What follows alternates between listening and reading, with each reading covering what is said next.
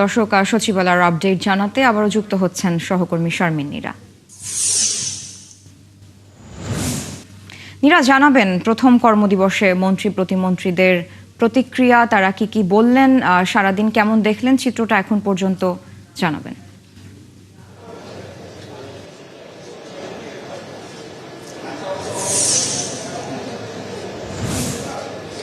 অনেক মন্ত্রী আসলে কথা বলেছেন নিজেদের দফতরে এসে। আমি যখন এর আগে আপনার সাথে যুক্ত হয়েছিলাম 2টো নাগাদ, তখনও আমরা কয়েকজন মন্ত্রীর কথা শুনিয়েছি। এরপরে আরও 2জন মন্ত্রী কথা বলেছেন। শিক্ষামন্ত্রী হিসেবে সানালক মিলন, তিনি এর আগেও কিন্তু এই মন্ত্রণালয়ের দায়িত্বে ছিলেন, অভিজ্ঞ তিনি এবং প্রাজ্ঞও বলা যায়। তিনি একই সাথে প্রাথমিক ও গণশিক্ষা মন্ত্রণালয়ের দায়িত্বে আছেন। তার সহযোদ্ধা হিসেবে আছেন ববি হাজ্জাজ।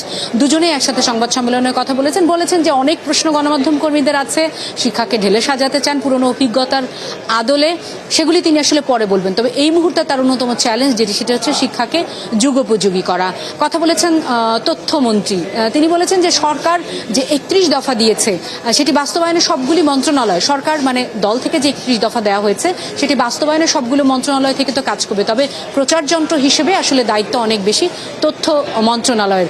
তিনিও পরবর্তীতে গণমাধ্যমের মুখোমুখি হবেন এমনটা বলেছেন। কথা বলেছেন সকালে মির্জা ফখরুল ইসলাম আলমগীর। তিনি যেটি বলেছেন যে জনগণের জন্য যে কমিটমেন্ট, সেই কমিটমেন্ট বাস্তবায়নে কাজ করবে।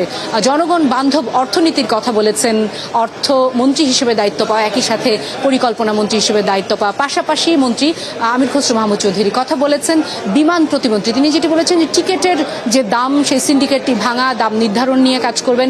লাগেজ নিয়ে যে জটিলতা হয় সেই দৌরাত্ম্য কমাতে কাজ করবেন। তবে সবকিছু ছাপিয়ে আজকের যে চমক ছিল মেহজাবিন, সেটি হচ্ছে দায়িত্ব নেওয়ার শপথ নেওয়ার পরের দিন প্রধানমন্ত্রী সরাসরি সচিবালয়ের উপস্থিতি। তার এই পা রাখা সশরীর উপস্থিতি নিঃসন্দেহে ক্যাবিনেটের জন্য বার্তা, নিঃসন্দেহে যারা কর্মকর্তা কর্মচারী রয়েছেন সচিবালয়ে তাদের জন্য বার্তা। এবং এই বার্তা শুধু তাদের জন্য নয়, কারণ এটি যেহেতু প্রশাসনের প্রাণকেন্দ্র, এই প্রশাসনের প্রাণকেন্দ্র থেকে যে কোনো ধরনের সিদ্ধান্ত আসবে এবং সেই সিদ্ধান্তগুলি জনগণ বান্ধব হবে, জনগণের জন্য কাজ করবে এই সরকার, সেটি একরকমের প্রথম দিনেই কিন্তু বার্তা দেয়। যেটি আমরা বলছিলাম মর্নিং শোজ দ্য ডে। আমরা আছি, 3টায় ক্যাবিনেট শুরু হয়েছে।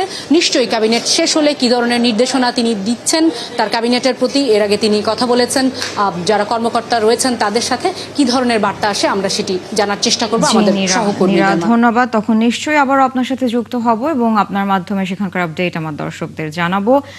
দর্শক, সচিবালয় থেকে সেখানকার আপডেট নিয়ে আমাদের সাথে যুক্ত ছিলেন সহকর্মী শারমিন নীরা।